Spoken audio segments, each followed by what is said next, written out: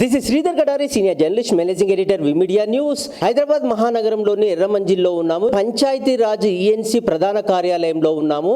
ఈరోజు వి media news రూపొందించిన దేశభక్తి క్యాలెండర్ను, దేవతామూర్తుల క్యాలెండర్ను పంచాయతీరాజు ఈఎన్సీ జోగారెడ్డి గారు ఈ క్యాలెండర్ని ఆవిష్కరించారు.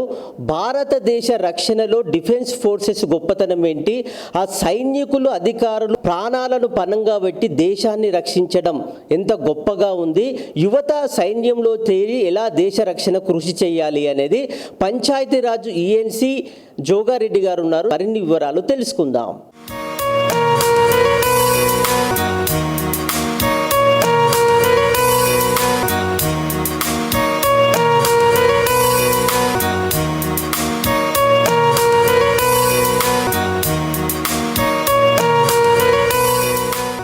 నా పేరు Jogareddy, engineering chief Panchayati Raj, Telangana state గవర్నమెంట్లో పనిచేస్తున్నాను. నేను నల్గొండ డిస్టిక్ చందుపట్ల విలేజ్లో పుట్టాను, ఒక మారుమూల గ్రామంలో.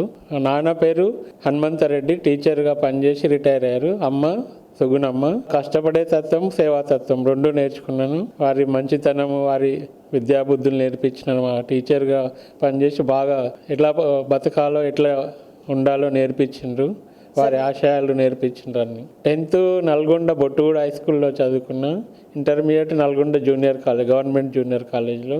తర్వాత ఇంజనీరింగ్ ఏమో ఆర్ఈసీ వరంగల్లో చేశాను. ఇప్పుడు ఎన్ఐటి వరంగల్ అంటారు దాన్ని.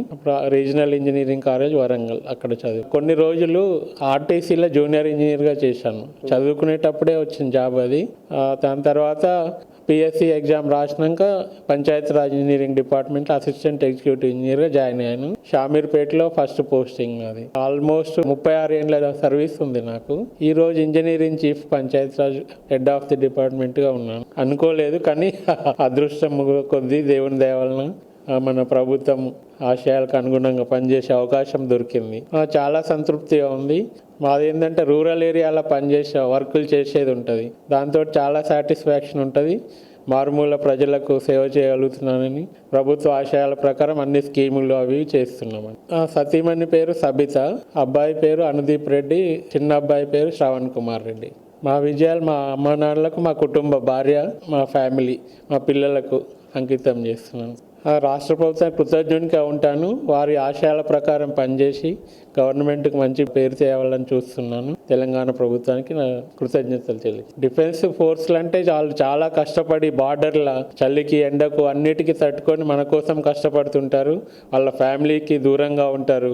వాళ్ళు ఉన్నారనే మనం ఇట్లా సంతోషంగా ఉండగలుగుతున్నాం. వాళ్ళ సేఫ్టీ తోటి మన బార్డర్ని కాపాడుతున్నారు. ఈ మధ్యలో చాలా ప్రాబ్లమ్స్ జరిగినా కూడా మన డిఫెన్స్ ఫోర్స్ చాలా జాగ్రత్త తిప్పి కొట్టడం జరిగింది. అది అందరికీ తెలిసిన విషయమే. వారి గొప్పతనం ఎంత చెప్పినా తక్కువే. ప్రతిదానికి వాళ్ళు ప్రిపేర్ అయి ఉంటారు. ప్రాణం గురించి లెక్క చేయరు. ఆ దేశ రక్షణ కోసం పాటుపడుతుంటారు. వాళ్ళంటే నాకు చాలా గౌరవము. వారి కుటుంబాలు ఎప్పుడు చల్లగా ఉండాలని కోరుకుంటున్నాను. చాలా సంతోషంగా అనిపిస్తుంది. దేశభక్తిని పెంపొందించాలి, మన యువత కూడా ఫాలో కావాలని కోరుకుంటున్నాను. ఇవన్నీ చూసి దేవాలయాలకు వెళ్ళినప్పుడు చాలా ప్రశాంతత అనిపిస్తుంది. మనకేదో కొత్త తెలియని శక్తి అవి వస్తుంటుంది. మన ఆచారాలు ఇవన్నీ వాటిని చూసి మనకు నేర్చుకోవచ్చు. ఈ దేవతలను మన ముందు తరాలు కూడా వాటిని ఫాలో కావాలని కోరుకుంటున్నాను. మనం టూరిజం డెవలప్ చేయాలని మన తెలంగాణ ప్రభుత్వం కూడా అనుకుంటుంది. ఈ దేవాలయాలు అన్నీ డెవలప్ చేస్తున్నారు. ప్రజలంతా వాటిని దర్శనం చేసుకొని వాటికి బాగా డెవలప్కి తోడ్పడాలని కోరుకుంటున్నాను. చాలాసార్లు వెళ్ళాను. చిన్నప్పుడు కూడా వెళ్ళాను నేను. తర్వాత పెద్ద అయినాక కూడా నేను అక్కడ పనిచేయడం కూడా జరిగింది. భువనగిరిగా ఎగ్జిక్యూటివ్ ఇంజనీర్ చేసినప్పుడు చాలాసార్లు వెళ్ళినాము. భద్రకాళి టెంపుల్ అంటే నేను చదువుకుంది అక్కడే వరంగల్లో. అప్పుడప్పుడు అక్కడ వెళ్తుంటాను.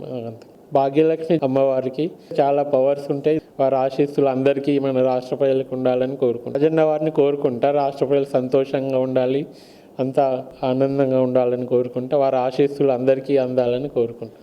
గవర్నమెంట్ నాకు ఇచ్చిన ఈ అవకాశాన్ని ఉపయోగించుకొని పేద ప్రజలకు, మారుమూల గ్రామాల ప్రజలకు డెవలప్ చేసి వారికి ఇన్ఫ్రాస్ట్రక్చర్స్, రోడ్లు అటువంటివి అందించి డెవలప్ చేసి గవర్నమెంట్ ఇది ప్లస్ ప్రజల రుణం ఆ రకంగా తీర్చుకుంటాం. యువత జాబులు వస్తాయని చూడకుండా సొంతంగా డెవలప్ కావడం, స్టార్టప్లు అవి పెట్టుకొని సొంతంగా డెవలప్ కావాలని ఒకవేళ అవకాశాలు వచ్చినప్పుడు అది కూడా జాబుల కోసం కూడా ట్రై చేయవచ్చు. రానప్పుడు కూడా సొంతంగా డెవలప్ కావాలి, వేరే వాళ్ళకు కూడా ఉపాధి కల్పించవచ్చు. వాళ్ళు యువత వేరే దారిలో వెళ్లకుండా అందరికీ సహాయపడాలని కోరుకుంటాం. అవార్డ్స్ అంటే జిల్లాలలో పనిచేసినప్పుడు ఉత్తమ ఎంప్లాయీ అటువంటివి వచ్చేది, చాలా వరకు ప్రతి దగ్గర వచ్చేది.